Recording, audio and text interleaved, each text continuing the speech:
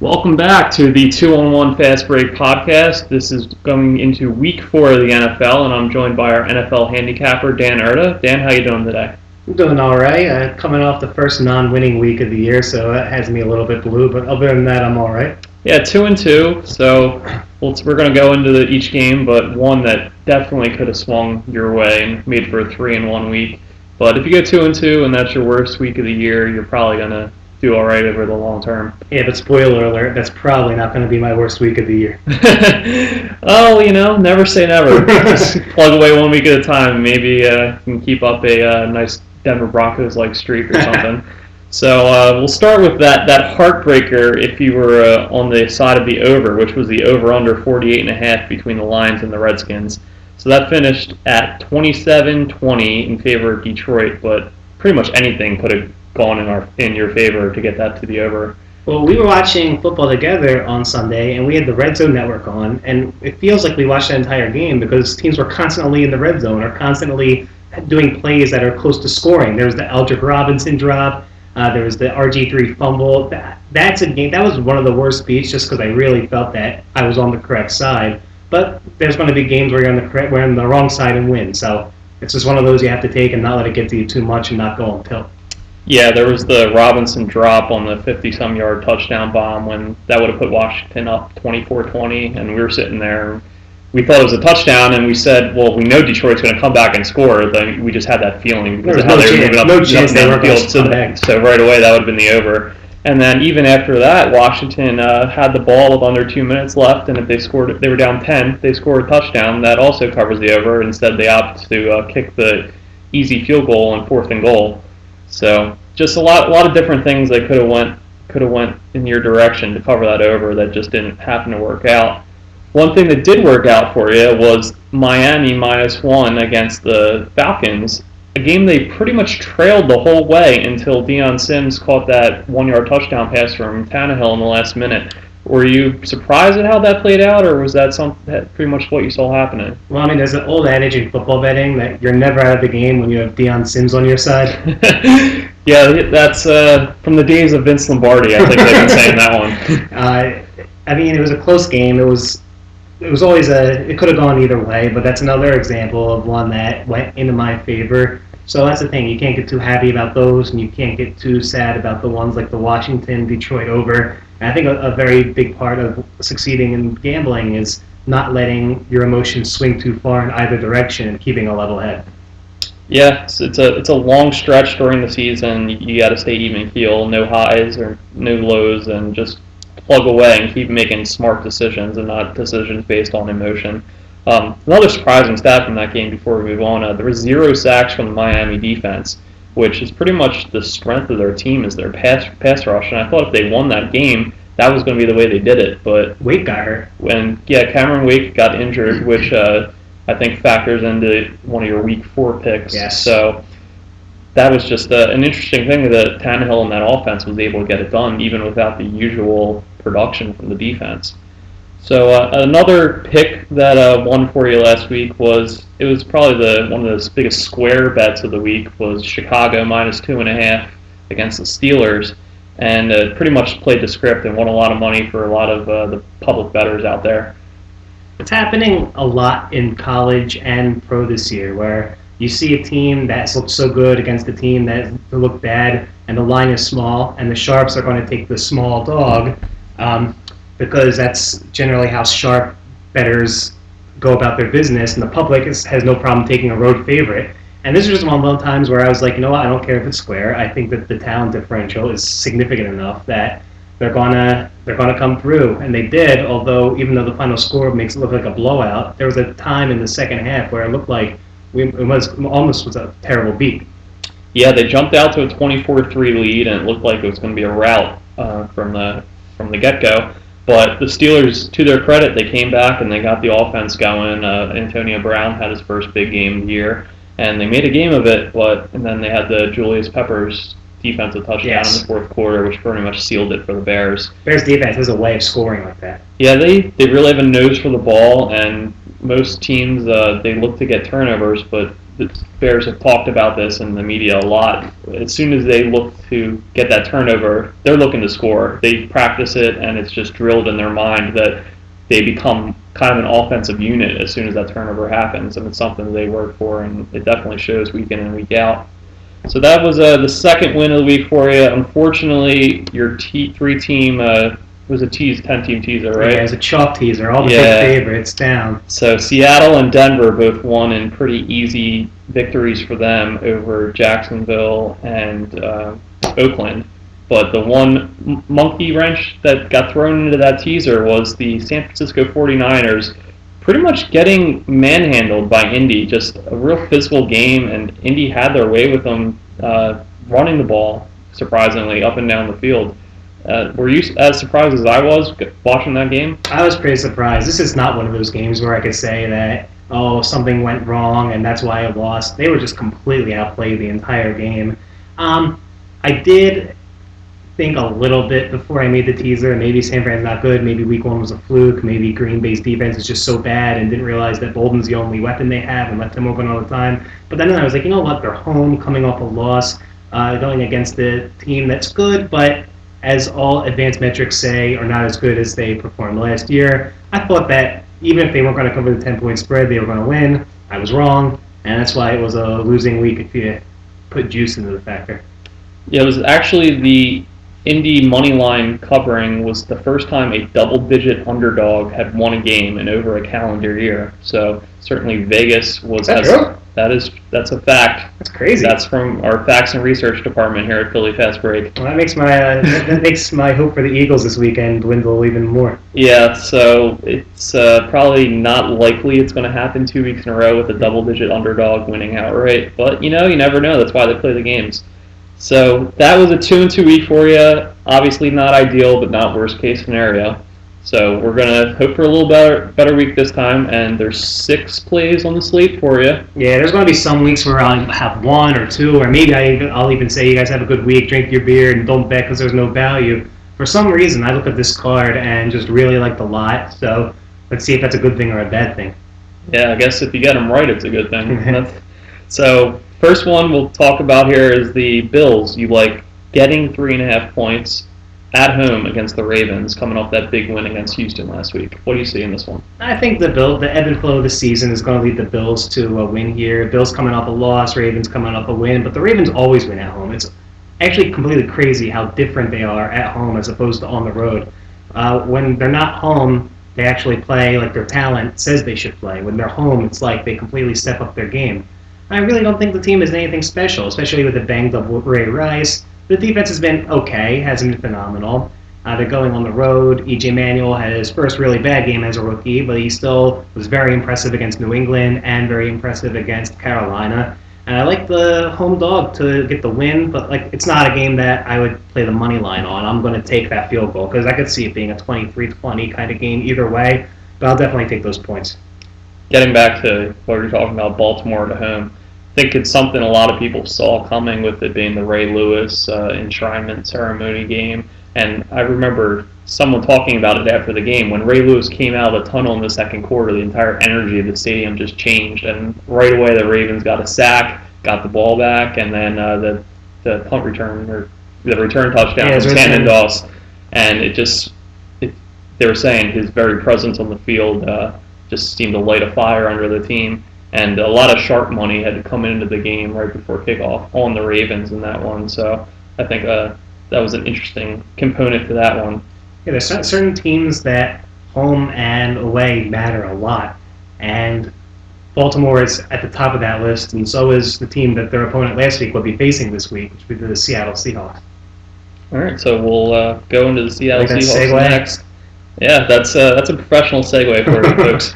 So Seattle's going on the road now. I mean, we talk about the 12th man all the time when they're in their home field, but going on the road to Houston, and they're only 3-point favorites. So the public is going to be just pouring money on Seattle at -3, thinking they're if not the best team in the league, they're certainly second best, maybe behind Denver. but you like Houston in this one. Yeah, when I looked at the card, this was the first play that stood out for me. I flat bet 99% of the time. I don't usually put more on one game than the other, so I'm not putting more units on this game than I am any other one, but this is the first one that stood out for me. You got the Seattle Seahawks. They're just on a high right now. 2 straight dominating wins at home. Everyone, they can do no wrong. Everyone's just patting them on the back and giving them praises everywhere they go. And now they have to hit the road right now. They're not going to have that incredibly built stadium that makes the sound ridiculously loud. And they're not going to have the friendly confines, and they're going to face a little bit of adversity. And I think it's a very big game for Houston. They've been a little shaky so far. We mentioned they lost last week to Baltimore on the road, but they're home, and I think that the Seattle Seahawks are going to be. I think they're going to play a lot worse than they are. I'm still big on them this year. I think they're going to win the West. I think they're going to be a Super Bowl contender. But the season has an ebb and flow to it. I said this earlier. Even the good teams, other than the Patriots a couple years ago, in my lifetime, no one's ever gone 16-0. Even the good teams lose games. And I think this situation sets up for Houston to pull out a win here, even if they might not be the better team. And I think that's the point. It's just so nearly impossible to go 16-0 in today's NFL, where there's so much parity, and playing on the road against almost perennial playoff contender or playoff team, hopefully title contender if you're a Texans fan.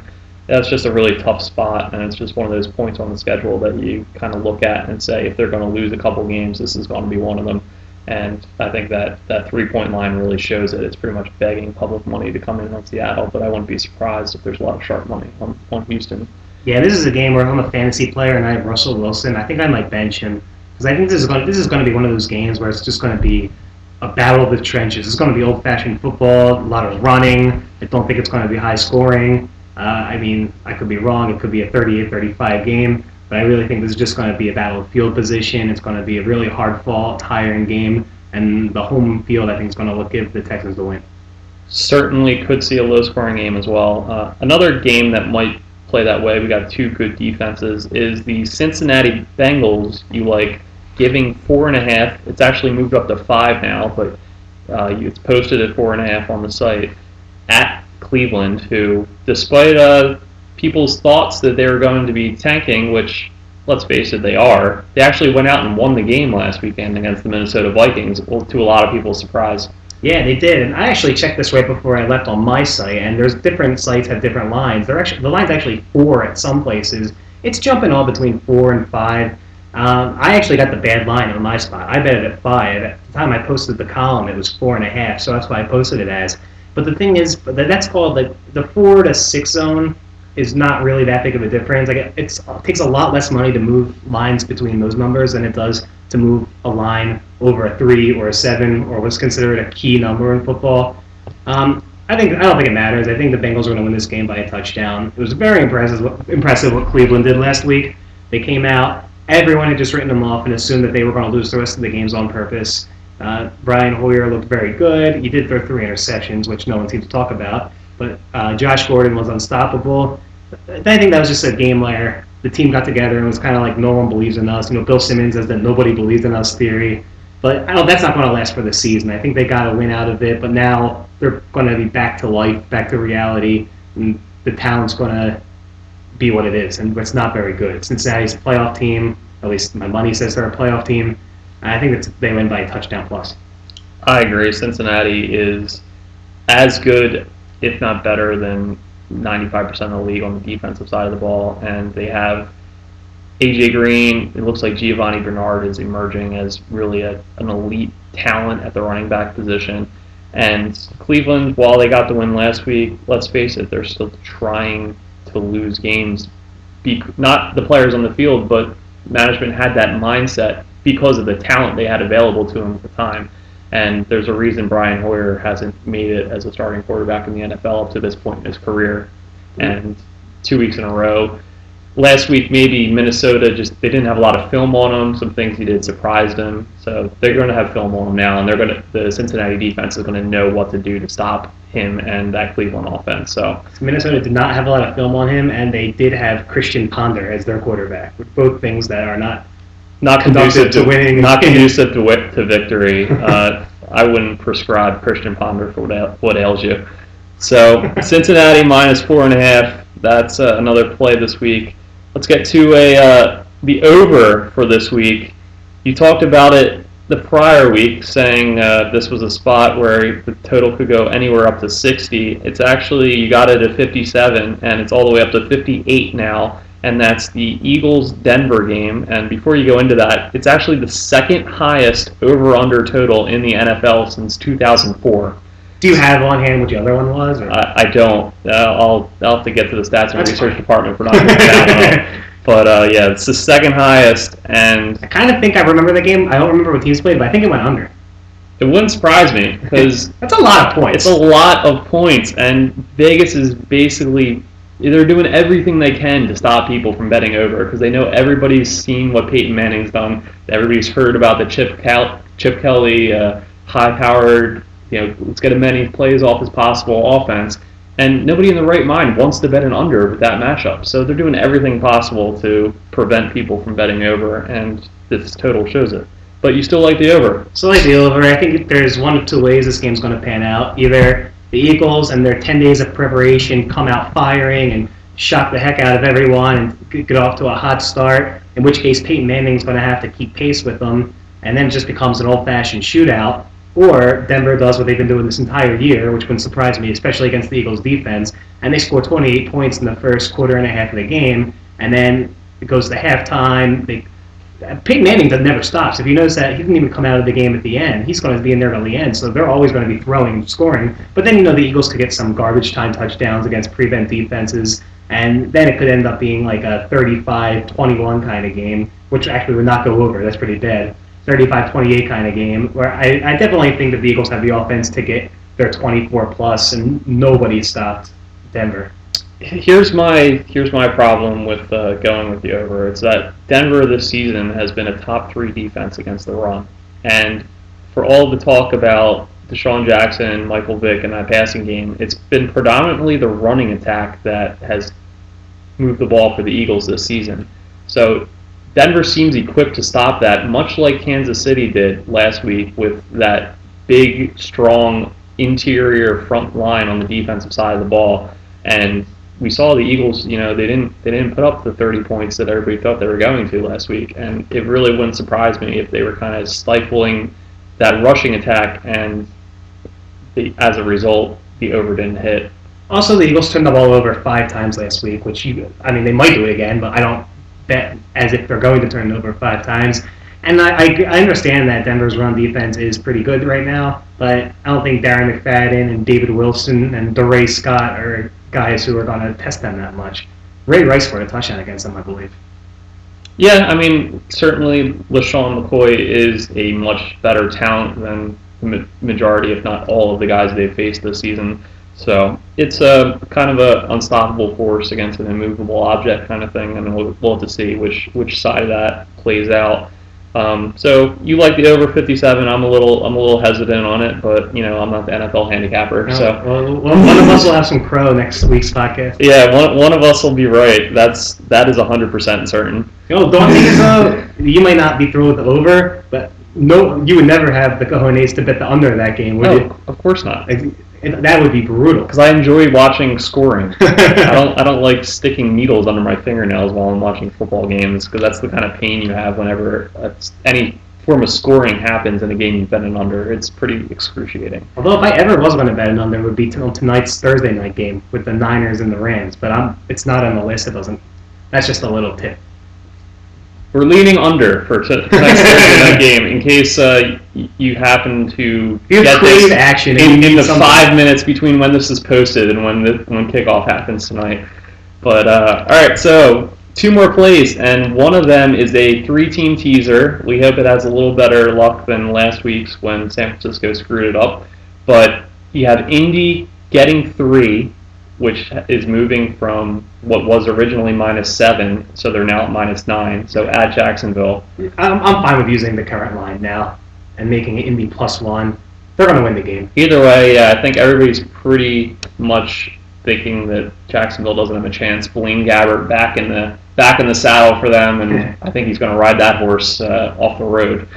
But Indy, they've been playing great lately. Their defense actually looked really good against San Fran, and the running game with Trent Richardson now and seemingly rejuvenated Ahmad Bradshaw. They're getting that power running game that they wanted to instill, and with Andrew Luck back there throwing the ball as well, it looks like they have a nice balanced attack. Yeah, like I really like what the front office did, because a lot of times when a front office has a successful season, they think that they're great and they just keep on doing what they did. I think they realized that last season was kind of fluky, and they've kind of turned the whole offense around. Even though they were 10-6 last year and made the playoffs, they're a completely different team now. Now they're a power running team. They don't try to get into shootouts. Andrew Luck's only throwing the ball 20 times a game, and they're a completely different team than they were last year.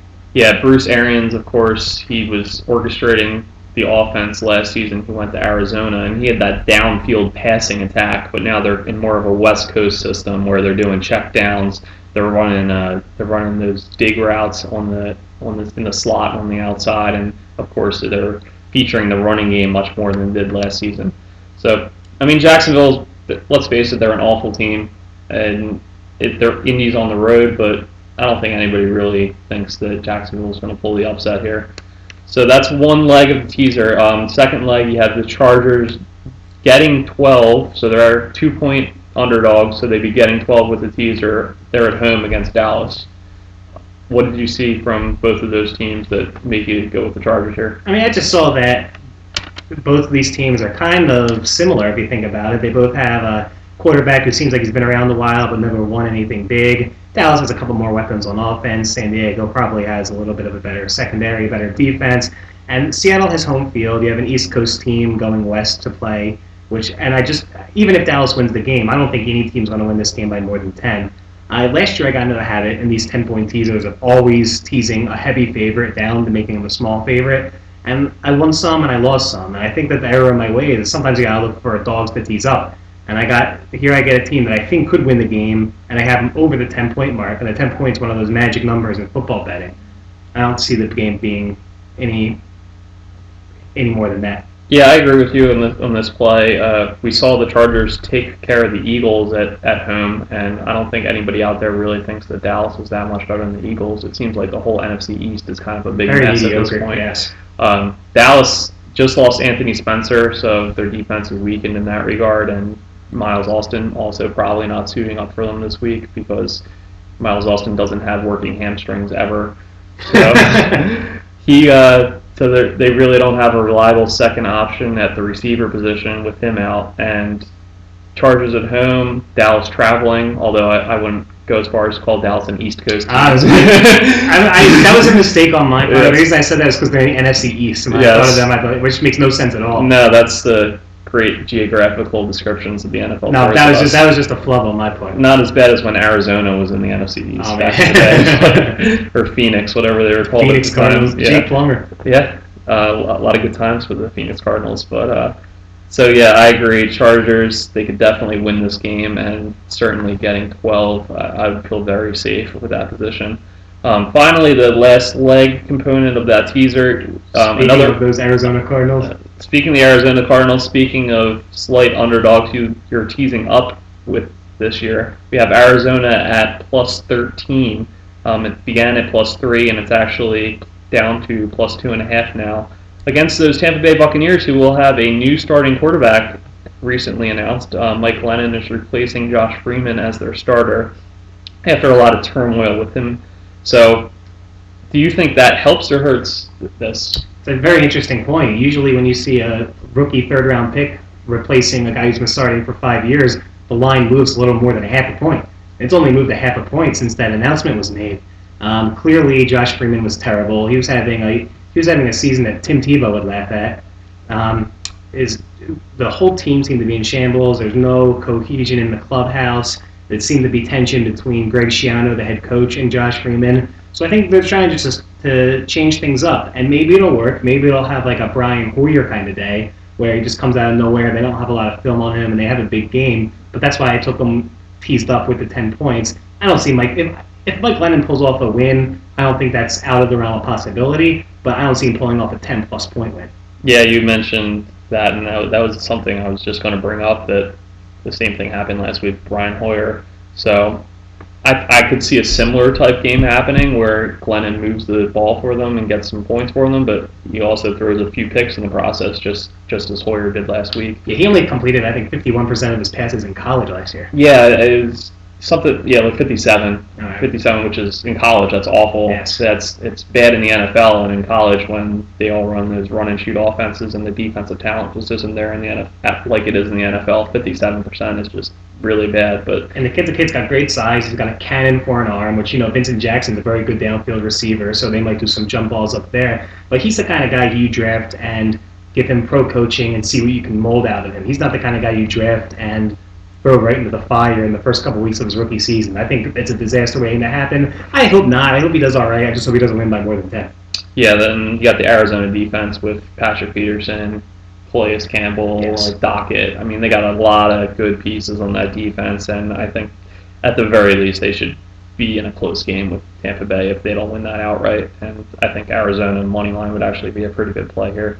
But so that's the 3-team teaser: Indy +3, San Diego +12, Arizona +13. Going on to the sixth and final play for this week, we have New Orleans in Monday Night Football giving 6.5 points, and that number has stayed the same, and they're at home. What makes you go with the Saints in this one? Well, last week I took the Dolphins and I gave a whole speech about how I'm buying into them. I think they're a good team, and they played well and they pulled out a win. This has been the theme of the week. Is the situation is very bad for them. It's a national televised game. They're going into New Orleans, into the Dome, where the New Orleans Saints play very well. Cameron Wake will not be with the team, and I just think that they're 3-0, but they're due for a loss and they're going to get one. And they're going to have their rear ends handed to them. It's pretty much the worst situation to going into that Superdome. They got the Who Dat fans cheering almost as loud as Seattle fans, but probably louder. But those acoustics in Seattle really hope those fans out. But they're just due for a loss. They're a good team. I've been very impressed by them. I think that they are right in the midst of the playoff race once the season ends. But just like the other good teams I've bet against, I think this is one of the weeks where they get brought down to earth a little bit. Yeah, it's not a good spot for them, and they're missing their best defensive player for a couple weeks and weeks. So I certainly think the Saints are going to win this game, and -6.5 is a low enough number that I'd be comfortable giving the points there. Backdoor cover scares me a little bit with this one because you could see like a 13-point lead with a couple minutes left in the game and a garbage touchdown.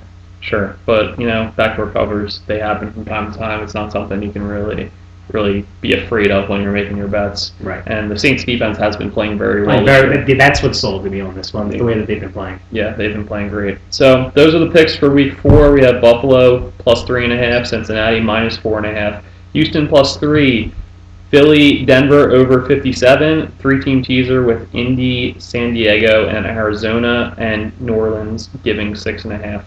So we're going to move on to our Outlet Pass segment where we take reader questions. Please feel free to send those to us either on Twitter or via email. And again, a friend of the podcast, KMax732, Kirill Flatnick, offered this up for us this week.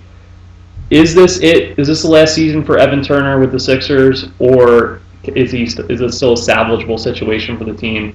So I have some thoughts on this, and then you can chime in with any thoughts of your own, Dan. Okay. But Turner, at this point, he just doesn't fit the organizational arc that we have. We're a rebuilding team.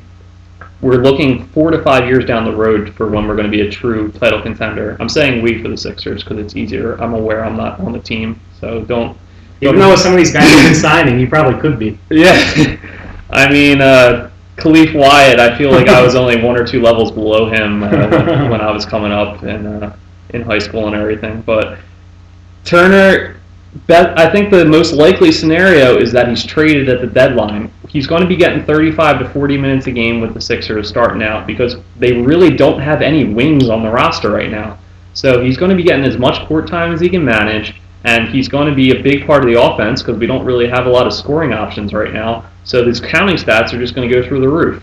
He could very easily be averaging an 18 points, 7 rebound, 4 assist line this year, and obviously his percentages would be bad. But those counting stats, which unfortunately a lot of teams still put a lot of stock in, they'll be there. So I think they're going to bump those up by giving him a lot of play. And as the trade line rolls around, there's going to be a contender that says, hey, this would be a great guy to have as my 7th or 8th man off the bench. He's a decent defender, great rebounding guard, can be a secondary ball handler within the offense. And maybe we get a late first round or an early second round pick out of it. I think at this point that's the best case scenario. I don't see them re-signing him in the offseason because Turner seems like a guy that thinks he's God's gift to basketball, and he's going to be looking for that $9 million, $10 million a year deal, which I just don't think is going to be out there for him.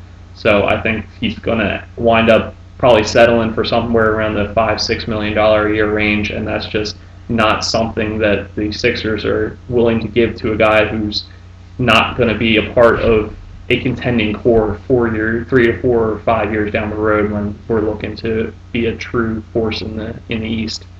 Yeah, my basketball knowledge is not nearly as big as yours. The one thing I can say about Evan Turner is, and this happens sometimes in all sports, when you have a guy who's taken as early as he is, Evan Turner was number 2 overall a couple of years ago, the city that he plays in, no matter what he does, is always going to look at him as that number 2 overall guy who is not playing like a number 2 overall pick.